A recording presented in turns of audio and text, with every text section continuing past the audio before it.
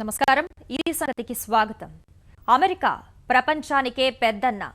ఏ దేశంలో కలహాలు చోటు చేసుకున్నా మేమున్నామంటూ జోక్యం చేసుకుంటుంది. ప్రస్తుతం ఈ అగ్రరాజ్యమే తుపాకీ హింసతో ఉక్కిరిబిక్కిరవుతోంది.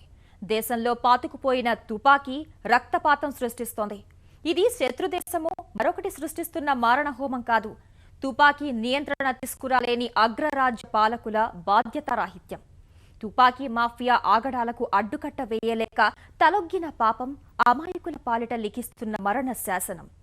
ఏళ్లుగా ప్రాణాలు తీస్తున్న తుపాకీపై నియంత్రణ తేవాల్సిందేనని నిర్ణయించారు ఒబామా. చట్టబద్దమైన అవరోధాలు అధిగమించేందుకు కార్యనిర్వాహక అధికారాలు ప్రయోగించేందుకు సిద్ధమయ్యారు. ఈ ప్రత్యేక అధికారాలతోనైనా విచ్చలవిడిగా తుపాకీ వినియోగానికి అడ్డుకట్ట పడుతుందా అనేదే ప్రశ్న. అగ్రరాజ్యంలో తుపాకీ రాజ్యమేలుతోంది. అదుపు తప్పుతున్న బుల్లెట్ అడ్డు వచ్చిన వారి ప్రాణాలు తీసేస్తోంది. జాతి విద్వేషాలు, మానసిక రుగ్మతలు, అందుబాటులోనే ఆయుధాలు. కారణమేదైనా తుపాకీతోనే సమాధానం చెబుతున్నారు. ఉన్మాదుల్లా రక్తపాతం సృష్టిస్తున్నారు. చివరకు అధ్యక్షుడు బరాక్ ఒబామానే కన్నీరు పెట్టడం అమెరికాలో తుపాకీల మోత సృష్టిస్తున్న మారణకాండ కళ్లకు కడుతోంది.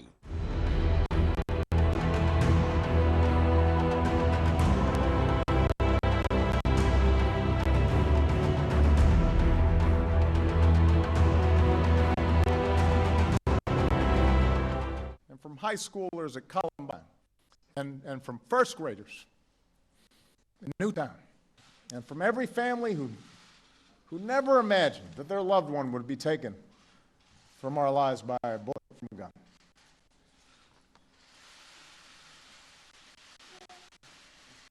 Every time I think about those kids, they get me mad. And by the way, it happens on the streets of Chicago every day.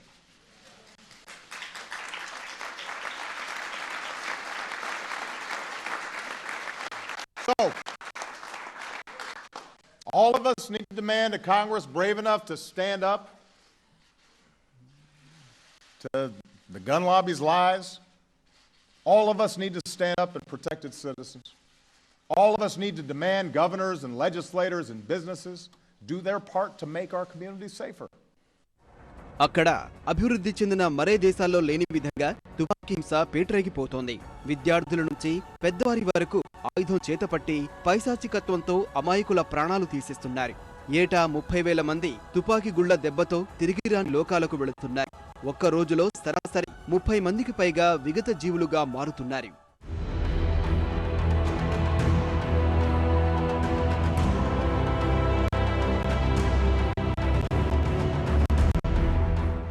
నానాటికి అదుపు తప్పిన పరిస్థితుల్లో హాలీవుడ్ సినిమాను తలపించే రీతి మారణకాండలు సర్వసాధారణంగా మారిపోయాయి. ఈ ఏడాది ఇప్పటికే తుపాకీ 147 మంది ప్రాణాలు తీసింది. ఏటా అనేక హృదయ విదారక ఘటనలు అరాచకత్వానికి ఆనవాళ్లుగా నిలుస్తున్నాయి. 2015 డిసెంబర్ 2న పాక్ సంతతికి చెందిన యువ జంట కాలిఫోర్నియాలోని వికలాంగుల సహాయ కేంద్రంలో జరుగుతున్న క్రిస్మస్ పార్టీపై విచక్షణారహితంగా కాల్పులు జరిపింది. ఈ సంఘటనలో 14 మంది ప్రాణాలు కోల్పోతే 17 మంది గాయపడ్డారు. ఆ తర్వాత దాడికి పాల్పడిన 2 పోలీసుల కాల్పుల్లో చనిపోయారు.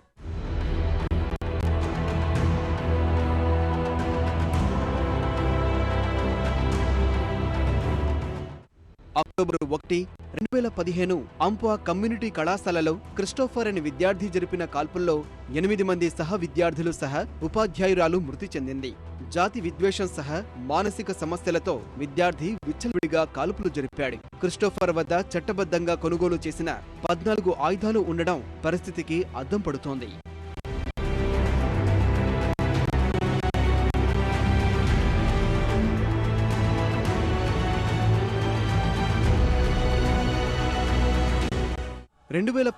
సెప్టెంబర్ 16న ఓ నేవీ కాంట్రాక్టర్ జరిపిన కాల్పుల్లో 12 మంది ప్రాణాలు వదిలారు. ఇక డిసెంబర్ 14, 2012న జరిగిన ఓ ఘటన యావత్ అమెరికాను కదిలించింది.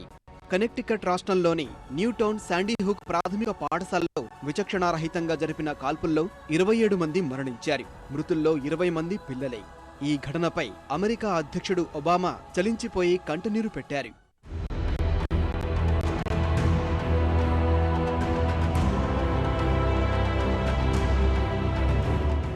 2012 ఆగస్టు 5న అమెరికా విస్కాన్సిన్ రాష్ట్రం ఓక్రిక్ పట్టణంలోని సిక్కుల ప్రార్థనా స్థలం గురుద్వారాలో దుండగుడు నరమేధం సృష్టించాడు. భారత మత గురువు నిర్వహించే ప్రత్యేక ప్రార్థనల్లో పాల్గొనేందుకు పెద్ద సంఖ్యలో హాజరైన వారిలో 12 మంది చిన్నారుల్ని అదుపులోకి తీసుకుని భక్తులపై విచక్షణారహితంగా కాల్పులకు తెగబడ్డాడు. అమానుష కాండలో మందిరం లోపల 6 మృతి చెందారు, 20 మంది గాయపడ్డారు. వైట్ ఆర్మీ మాజీ సైనికుడే ఈ దుశ్చర్యకు తెగబడ్డాడు. విన్కాన్సిన్ నెత్తుటి మరకలకు 15 రోజుల ముందే అగంతకుడు అలజడి సృష్టించాడు. సెంచరీ 16 సినిమా థియేటర్లో ప్రివ్యూ షోలో తుపాకులు గర్జించాయి. మాస్క్ సహా నల్లని దుస్తులు ధరించిన అగంతకుడు పొగబాంబులు వేసి ఆ మాటున గుళ్ల వర్షం కురిపించాడు. 12 మందిని పొట్టనబెట్టుకున్నాడు. మరో 58 మంది గాయపడ్డారు. ఏం జరిగిందో తెలుసుకునే లోపే అంతా నెత్తి ముద్దలుగా మారారు.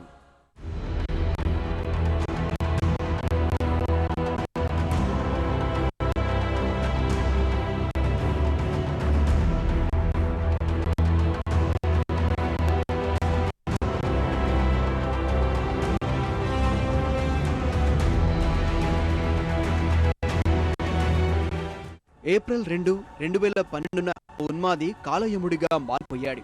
కాలిఫోర్నియా ఓక్లాండ్ నగరంలోని క్రిస్టియన్ కళాశాలలో ఆంగ్ల భాషా ప్రావీణ్యం బాగోలేదన్న స్నేహితుల సరదా మాటలు తట్టుకోలేక ఎల్ గోహ్ తరగతి గదిలో విచక్షణారహితంగా కాల్పులు జరిపాడు. అప్పుడు 7 ప్రాణాలు విడిచారు. మృతుల్లో సిక్కింకు చెందిన ఓ భారతీయుడు ఉన్నాడు. ఇక ఏప్రిల్ 16, 2007లో వర్జీనియా యూనివర్సిటీలో ఓ విద్యార్థి కాల్పుల్లో 32 మంది ప్రాణాలు విడిచారు. ఇవన్నీ మచ్చుకు మాత్రమే. ప్రతిరోజు తుపాకీ రక్తపాతం సర్వసాధారణంగా మారింది.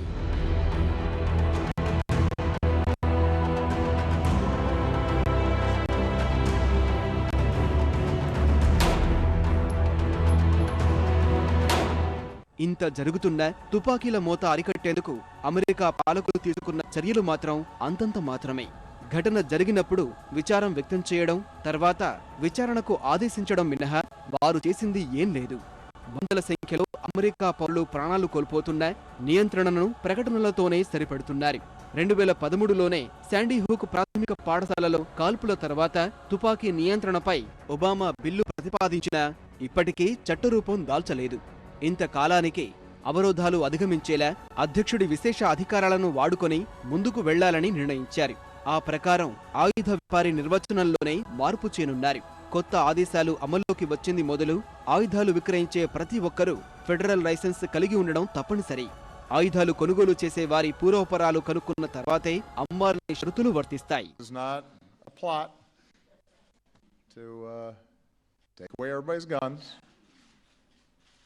You pass a background check, you purchase a firearm. The problem is, some gun sellers have been operating under a different set of rules. A violent felon can buy the exact same weapon over the internet with no background check, no questions asked. Until we have a Congress that's in line with the majority of Americans, there are actions within my legal authority that we can take to help reduce gun violence and save more lives. Actions that protect our rights and our kids. ప్రపంచంలో China, భారత్ల తర్వాత అత్యధిక జనాభా ఉన్న దేశం America. 31.89 కోట్ల మంది అగ్రరాజ్యంలో నివసిస్తుంటే ఇందులో 88.8% మందికి సొంత తుపాకులు ఉన్నాయి. 27 కోట్ల నుంచి 31 కోట్ల మంది తుపాకులు వాడుతున్నట్లు అంచనా. ఏటా 45 లక్షల ఆయుధాలు అమ్ముడవుతున్నాయి. ప్రపంచంలోనే పౌరుల వద్ద అతి ఎక్కువ సంఖ్యలో తుపాకులు ఉన్న దేశం అమెరికానే. ఎక్కడ పడితే అక్కడ ఆటోమేటెడ్ తుపాకులు, ఇతర ఆయుధాల తయారీ, అమ్మకాలు జరుగుతున్నాయి. సామాన్యుల పాలిట మరణ శాసనం లిఖిస్తున్నాయి. అభివృద్ధి చెందిన దేశాల్లో జరిగే హత్యల్లో 67.5% హత్యలు తుపాకీలతోనే జరుగుతున్నట్లు లెక్కలు చెబుతున్నాయి. తుపాకీ కలిగి ఉండడం అమెరికాలో సాధారణ విషయంగా స్థిరపడిపోయింది. దేశంలో పౌరులకు తుపాకులు విక్రయం, వినియోగంపై దాదాపు ఎలాంటి ఆంక్షలు లేవు. 1929లో 2 మాఫియా ముఠాల మధ్య పోరాటం వల్ల జరిగిన సెయింట్ వాలెంటైన్స్ డే ఊచకోతతో 1934లో నేషనల్ ఫైర్ ఆర్మ్ యాక్ట్ అమల్లోకి తెచ్చారు. అందులో పెద్దగా నిబంధనలేవీ లేవు. తర్వాత 1960లో దేశ అధ్యక్షుడు John F Kennedy, senator Rob Kennedy, Africa American ఉద్యమకారులైన Malcolm X, Martin Luther King junior హత్యల నేపథ్యంలో 1968లో గన్ కంట్రోల్ యాక్ట్ తీసుకువచ్చిన ఈ ప్రభావం నామమాత్రమే.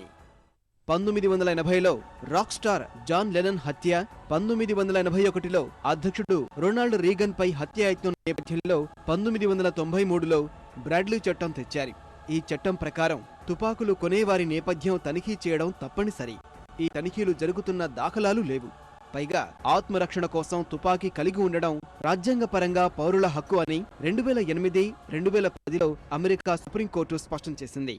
చట్టాలు నామమాత్రంగా మిగిలి ఉండడం, మరోవైపు ఆత్మరక్షణ నినాదం.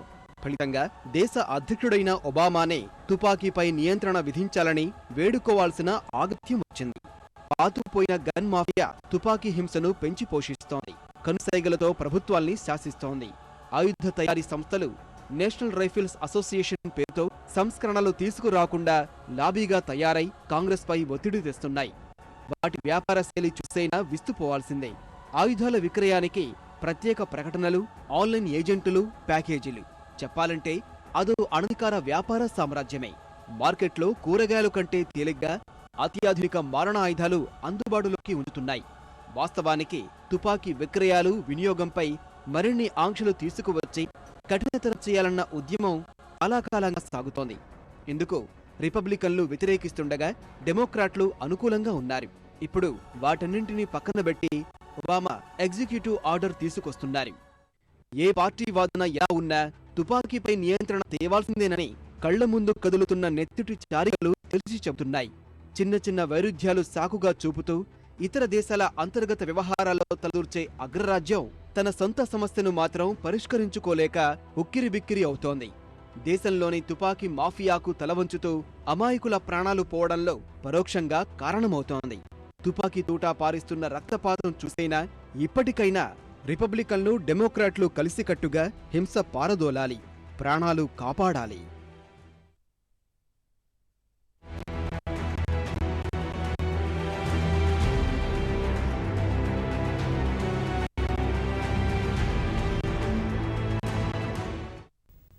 ఆరంభంలోనే కొత్త సంవత్సరం ప్రకంపనలు సృష్టిస్తోంది. జాతి విద్వేషాలతో మధ్యప్రాచ్యం రగిలిపోతోంది. ఇది చాలదన్నట్లు ఉత్తర కొరియా అణు ప్రయోగాలు జరిపి మరింత అలజడి సృష్టిస్తోంది. అరబ్ సమాజంలో చెలరేగిన అల్లర్లు నిలువరించేందుకు అంతర్జాతీయ సమాజం శతవిధాలా ప్రయత్నిస్తున్న తరుణంలో కిమ్ జాంగ్ దుస్సాహసం మరిన్ని కొత్త చిక్కులు తెచ్చిపెట్టింది. త్వరలో అణ్వస్త్ర నియంత్రణ సంస్థ తనిఖీలు జరగాల్సిన సమయంలో హైడ్రోజన్ బాంబు పరీక్షించడం ద్వారా తమ విధానాలు మారబోవని సూటిగా చెప్పింది ఉత్తర కొరియా. కయ్యానికి ఎవరైనా కాలు దువ్వితే తప్పక అణ్వస్త్రాన్ని వాడి తీరుతామంటూ వైరి పక్షాల గుండెల్లో రైళ్లు పరిగెత్తిస్తున్నాడు కిమ్ జాంగ్. ఉత్తర కొరియా చర్యను జపాన్, దక్షిణ కొరియా సహా అగ్రరాజ్యాలన్నీ ఖండించాయి. వద్దన్నా వినక అణు ప్రయోగాలు జరుపుతున్న ఉత్తర కొరియాని కట్టడి చేయడం ఎలాగో అర్థం కాక ఐక్యరాజ్యసమితి కూడా తలపట్టుకుంటోంది. హైడ్రోజన్ బాంబు ప్రయోగం జరిగిన నేపథ్యంలో అత్యవసరంగా సమావేశమై భవిష్యత్ కార్యాచరణపై చర్చ జరిపింది. ఎవరేమైనా అనుకోని, ఎన్ని ఆంక్షలైనా మాపై పెట్టని, మేం మాత్రం మా పందా వీడమంటున్న ఉత్తర కొరియా దుస్సాహసాలకు చిరునామాగా మారింది.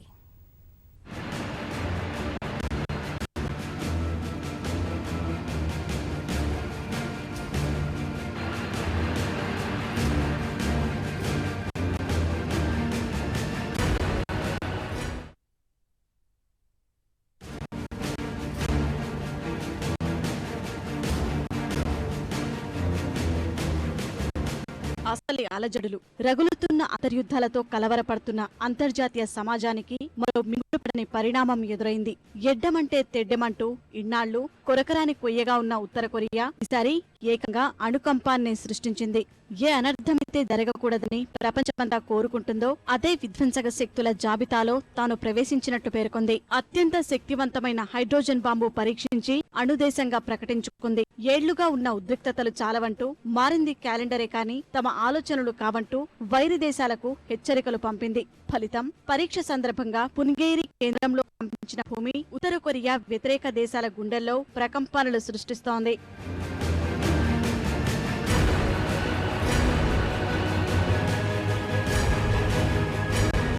నిజానికి మా దగ్గర హైడ్రోజన్ బాంబు ఉంది. గత డిసెంబర్లో ఉత్తర కొరియా అధినేత కిమ్ జాంగ్ ఉన్ ప్రకటించారు. కానీ అప్పుడు అంతర్జాతీయ సమాజం ఆ ప్రకటన కొట్టిపారేసింది. తర్వాత కొత్త సంవత్సరం వేడుకల్లో భాగంగా త్వరలో మేం హైడ్రోజన్ బాంబు పరీక్షించబోతున్నామన్నాడు. వాటికి ప్రపంచ దేశాలు ప్రాధాన్యం ఇవ్వలేదు. ఇక తప్పదు, ప్రపంచానికి తామేంటో రుజువు చేయాలని నిర్ణయించుకున్నాడో ఏమో. ఈ నెల 8న జరిగే కిమ్ జన్మదిన వేడుకలకు ముందే ఎవరూ ఊహించని నిర్ణయం తీసుకుని అణు పరీక్షలు జరిపారు. ఉత్తర కొరియా సత్తా చాటాలని దేశ అణు కార్యక్రమం నిర్వాహకులకు ఆదేశించాడు ఉన్. వాటికి సంబంధించి 3న రాజజ్ఞ అందగా 3 రోజుల్లోనే హైడ్రోజన్ బాంబు విజయవంతంగా పరీక్షించి కిమ్ కు ముందస్తుగా పుట్టినరోజు శుభాకాంక్షలు తెలిపింది కొరియా అణుశాస్త్రవేత్తల బృందం. ప్రయోగం విజయవంతం కాకుంటే మేలో జరిగే పార్టీ సమావేశాలలోపు మరోసారి పరీక్షలు జరపాలని ఉత్తర కొరియా అధినేత నిర్ణయించాడు.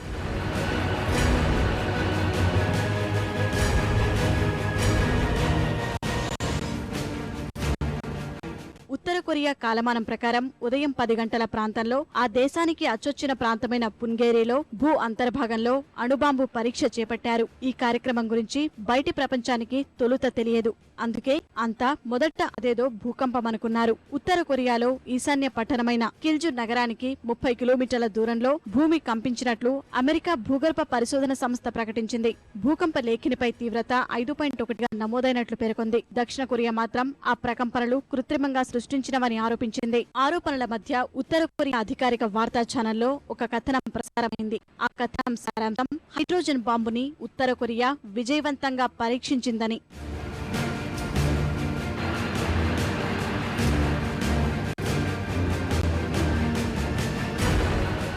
ఈ ప్రయోగం పూర్తయిన తర్వాత ఉత్తర కొరియా అధినేత చేసిన ప్రకటన వైరి దేశాల్లో ప్రకంపనలు సృష్టించాయి. ఇటీవల కాలంలో ఏ దేశం కూడా అణ్వాయుధాల తయారీ కోసం అణు పరీక్షలు నిర్వహించలేదు. అణు కార్యక్రమాలు ఏవైనా చేపట్టినా పౌర అవసరాలకి అని చెప్పుకొచ్చాయి. కానీ వారందర్నీ విస్మయపరుస్తూ కిమ్ తమ సార్వభౌమత్వానికి ప్రమాదం కలగనంత వరకు అణ్వస్త్రాలు ప్రయోగించమని ముక్కుసూటిగా తమ ఉద్దేశమేంటో తేటతెల్లం చేశారు. ఆ వెంటనే స్పందించిన దక్షిణ కొరియా, జపాన్, ఉత్తర కొరియా మిత్రదేశమైన చైనా, అమెరికా, బ్రిటన్ ఈ చర్య ఐక్యరాజ్య సమితి నిబంధనలు ఉల్లంఘనే అని పేర్కొన్నాయి. పక్కనే ఉన్న తమ దేశాల రక్షణకు గుడ్డలి పెట్టని జపాన్ ప్రధాని షింజో అబే వ్యాఖ్యానించారు. ఐక్యరాజ్య సమితి భద్రతా మండలి కూడా అత్యవసర సమావేశం నిర్వహించింది.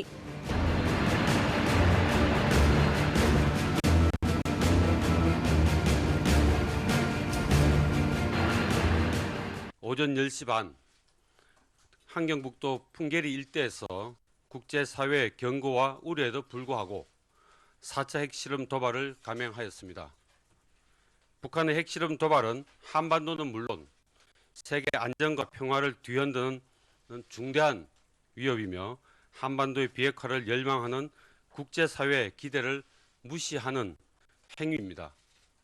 1998లో భారత్ పాక్ అణు పరీక్షల తర్వాత ఉత్తర కొరియా తప్ప ఏ దేశమూ అణు పరీక్షలు చేపట్టలేదు.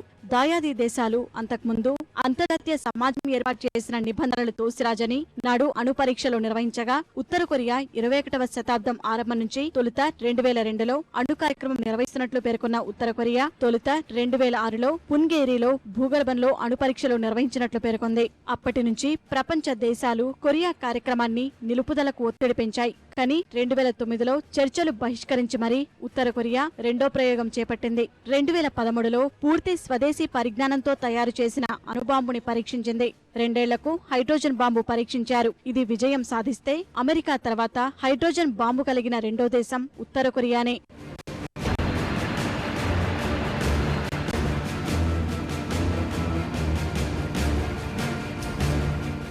ప్రస్తుత దేశాధినేత ఉంతన్రి కిమ్ జాంగ్ టూ హయాంలోనే ఉత్తర కొరియా అణ్వస్త్ర సాధనపై దృష్టి పెట్టింది. దేశ అణు కార్యక్రమ పరిశీలనకు అంతర్జాతీయ అణుశక్తి సంస్థను అనుమతించారు. ఆ బృందంలో అమెరికా, చైనా, దక్షిణ కొరియా, జపాన్, రష్యా భాగస్వాములుగా ఉన్నాయి. ఆర్థిక ఆంక్షలు ఎత్తేస్తే కొన్ని ప్రయోగాలు నిలుపుదల చేసేందుకు సుముఖంగా ఉన్నట్లు జాంగ్ టూ ప్రకటించారు. కానీ ఉన్ వచ్చాక ఉత్తర కొరియా ఆలోచనలే మారిపోయాయి. దూకుడు పెంచి అణ్వస్త్ర శాస్త్రవేత్తలను పరుగులు పెట్టించారు. వరుసగా 3వ పరీక్ష, 4వసారి అత్యంత శక్తివంతమైన హైడ్రోజన్ బాంబు పరీక్షించారు. అత్యాధునిక బాలిస్టిక్ క్షిపణుల తయారీలోనూ సొంత పరిజ్ఞానాన్ని పెంపొందించారు. దాయాది దేశం దక్షిణ కొరియా, జపాన్ సహా అమెరికా హవాయి దీవులు, ఇతర పట్టణాలపై దాడి చేసేందుకు జలాంతర్గాముల్లో క్షిపణులు అభివృద్ధి చేశాడు. తమ దేశం వైపు కన్నెత్తి చూడొద్దంటూ హెచ్చరికలు పంపాడు ఉన్. ప్రస్తుతం ఉత్తర కొరియా దగ్గర డజనుకు పైగా అణ్వస్త్రాలు ఉన్నట్లు అంచనా. కిమ్ ఈ విధంగానే దూకుడుగా వ్యవహరిస్తూ పోతే 2020కి వీటి సంఖ్య 100కి చేరొచ్చని అణ్వస్త్ర నిపుణులు అంచనా వేస్తున్నారు. సైనిక పరంగా ఆర్థికంగానూ చాలా బలంగానే ఉన్నారు. 13 లక్షల మంది సైన్యం కార్యక్షేత్రంలో ఉండగా వాళ్లకు సాయం అందించేందుకు మరో 72 లక్షల మంది సిద్ధంగా ఉన్నారు.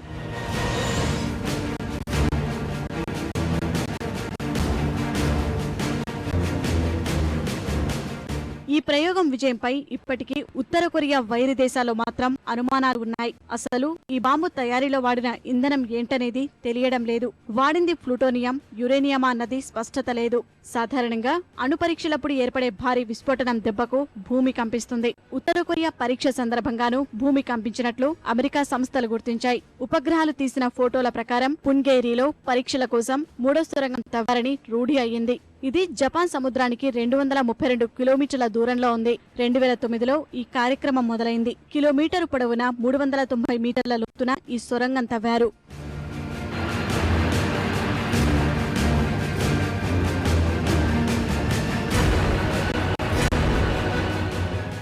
అణు పరీక్షల నియంత్రణ సంస్థ సిటిబిటిఓ నిపుణులు చెబుతున్న దాని ప్రకారం నిట్ట నిలువుగా కాండంలా తవ్విన సొరంగంలో జరుపుతారు. సొరంగం కిలోమీటరు లోతుగా 1 నుంచి 3 మీటర్ల వెడల్పులో ఉంటాయి. తర్వాత అందులో బాంబు ప్రవేశపెడతారు. తర్వాత రాతి పొట్టుతో మూసివేస్తారు. ప్రయోగం జరిగినప్పుడు సెకన్లో మిలియన్ వంతులోనే శక్తి విడుదలవుతుంది. ఉష్ణోగ్రత మిలియన్ డిగ్రీలు మించుతుంది. అప్పుడు ఏర్పడే ప్రకంపనలు ప్రపంచవ్యాప్తంగా ఉన్న సిస్మోగ్రాఫ్స్ నమోదు చేస్తాయి. అయితే ఇక్కడ వాయువులు విడుదలవుతాయి. వాటిని ప్రపంచవ్యాప్తంగా 85 దేశాల్లో ఉన్న 300 సెన్సార్లు గుర్తిస్తాయి. కానీ ఉత్తర కొరియా విషయంలో అలా గుర్తించిన దాఖలాలు ఏమీ లేవు. ఒకవేళ వాయువులు విడుదలవకుండా పకడ్బందీగా కార్యక్రమం జరిగే అవకాశాలు లేకపోలేదు.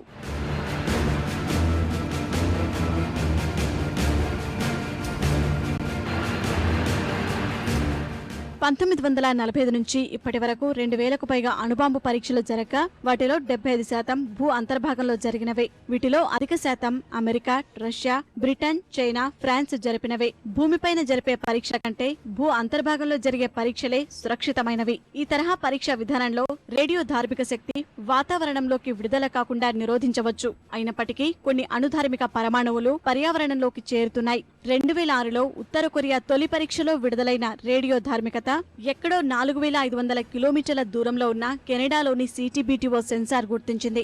అమెరికా ఎంతగా వాతావరణంలోకి రేడియేషన్ చేరకుండా నిరోధించాలనుకున్న 150 సందర్భాల్లో రేడియో ధార్మికత పర్యావరణంలోకి చేరింది. ఉత్తర కొరియా చేపట్టిన ప్రయోగంలో ఏ విధమైన పొరపాటు దొర్లినా భారీగా వాతావరణంలోకి రేడియో ధార్మిక మేఘాలు విస్తరించేవి. 1970లో నెవేడాలో అమెరికా చేపట్టిన అణుప్రయోగం విఫలమై 10,000 అడుగుల ఎత్తుకి రేడియో ధార్మిక మేఘాలు విస్తరించాయి. 1996లో వచ్చిన అంతర్జాతీయ నిబంధనల ప్రకారం భూమిపై ఏ విధమైన అణుపరీక్షలు జరగరాదు. ఈ విధంగా 185 దేశాలు అంగీకరిస్తూ సంతకాలు చేశాయి. భారత్, పాక్ ఉల్లంఘిస్తూ 98లో పరీక్షలు జరిపాయి. తర్వాత ఒక్క ఉత్తర కొరియానే పరీక్షలు నిర్వహించింది.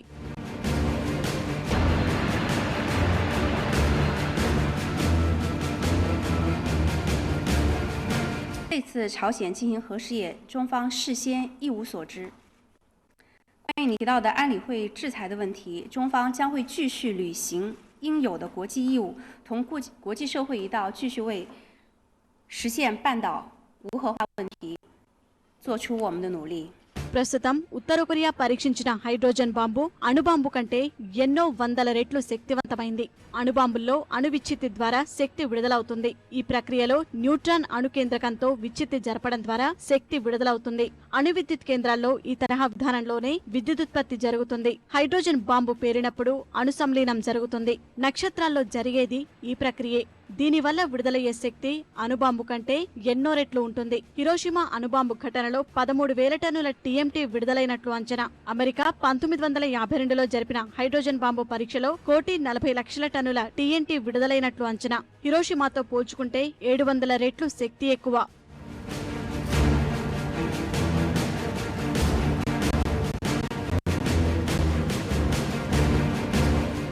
ప్రస్తుతం ప్రపంచంలో 2 దేశాల దగ్గర హైడ్రోజన్ బాంబు ఉంది. కేవలం యుద్ధం వచ్చినప్పుడు శత్రు దేశాల్లోని అమాయకుల నెత్తిన ఈ బాంబు వేయడానికే తయారు చేశారన్నది ఎవరూ కాదనలేని సత్యం. మరోసారి ప్రపంచ యుద్ధం కాని వస్తే అణ్వస్త్రాలు ప్రయోగించడం తప్పనిసరిగా జరుగుతుందన్న అంచనాల నేపథ్యంలో ఇప్పుడు కొరియా హైడ్రోజన్ బాంబు తయారు చేయడం ప్రపంచ శాంతికి విఘాతం కలిగించే అంశమే.